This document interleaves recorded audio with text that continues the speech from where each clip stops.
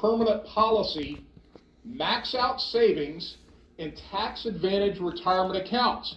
If you got money left over for long-term investing, how about a low-cost index fund, like a mutual fund like we offer, that will probably produce better returns than life insurance? And I'm going to rock your world here. You ready? Here's what the article goes on to say. In most cases, the saying, buy term and invest the difference, makes sense.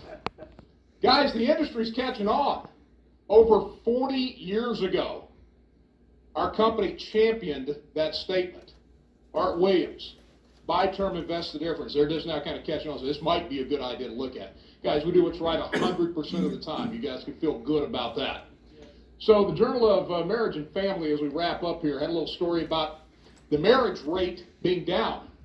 In 1960, about 3 out of 4 adults were married. Marriage rate today is about half. And so there's a lot of different reasons, but this is one of the main reasons this story talked about.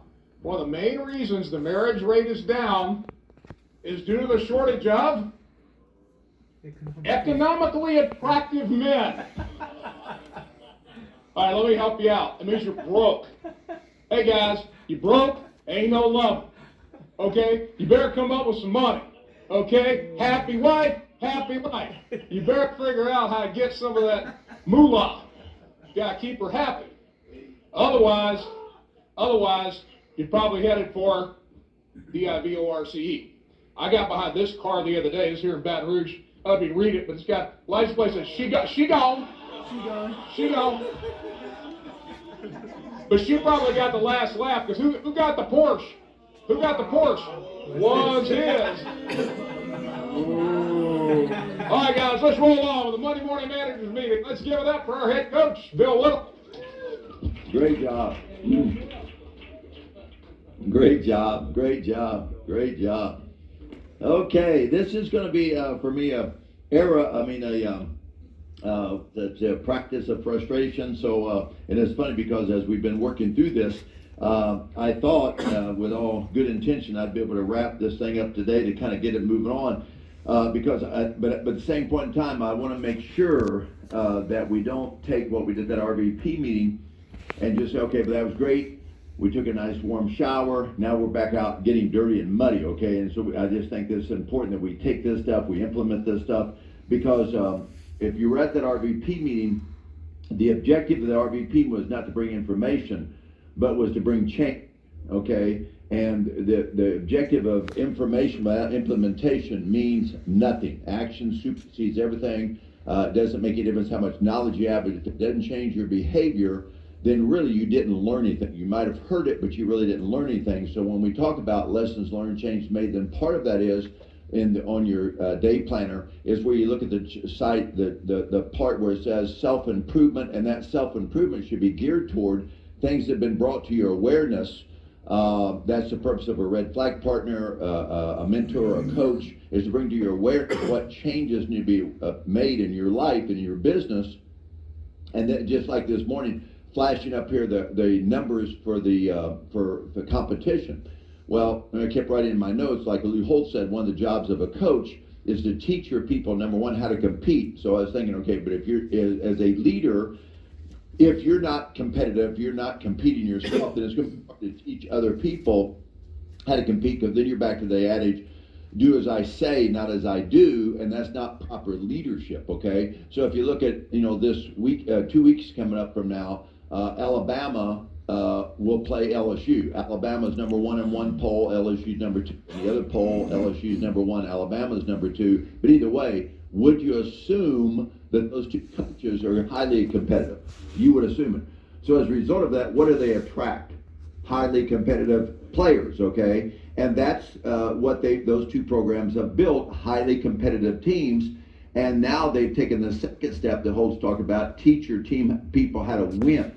And then what's the third stage? How to win consistently. Now I think if you look at both those programs, and then the fourth one is how to win championships, and then obviously the last one is how to win championships consistently, which of those two Saban's done. So he's done all those things, right? But you go back and think about one of the games they had when they first took over at Alabama, LSU Monroe beat them.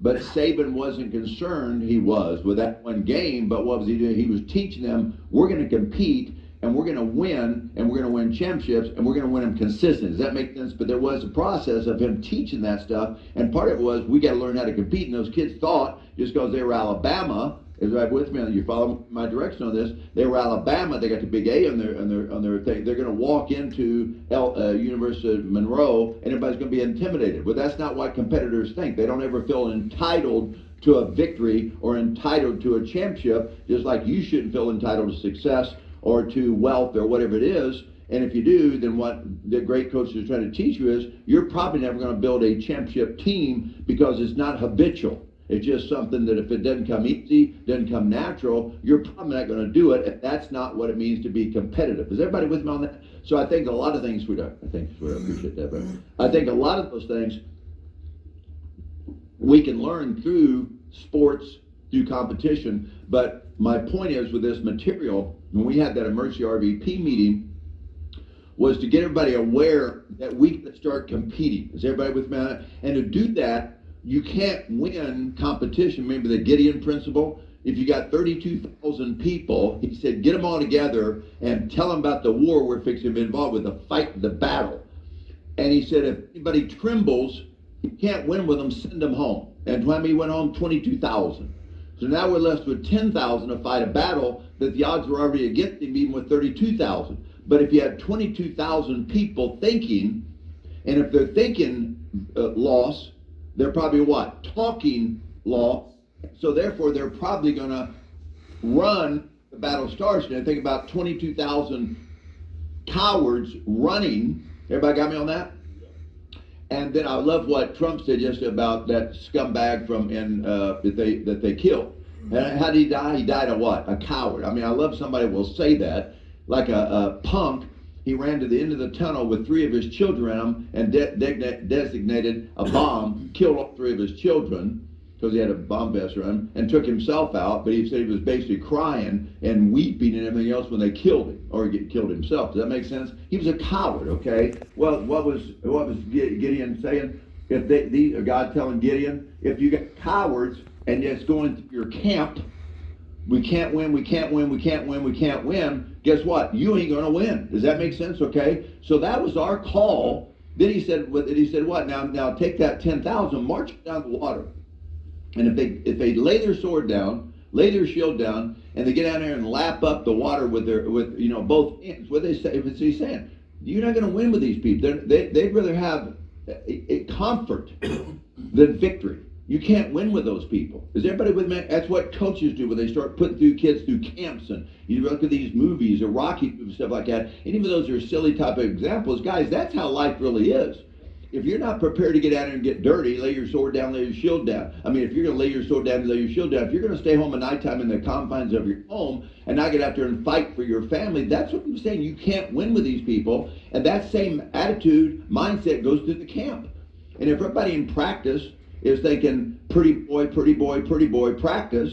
We're going to have our little pretty uniforms in. We're going to have all this kind of stuff in. But nobody wants to go out there and bang heads and get dirty and get bloody and get in the weight room and pump and run the stadiums. You ain't winning with those people. The same thing with Primerica. You're not going to win with those people. And that's what we were trying to get across at the RVP meeting, okay? We got to all get together and attack, and we got to be aware of what we need. We got to make sure that we're all mentally in the game, or we're not going to be physically in the game. Does that make sense? And so when we throw these numbers up like that, it's really showing you who's fighting, who's in the game, right?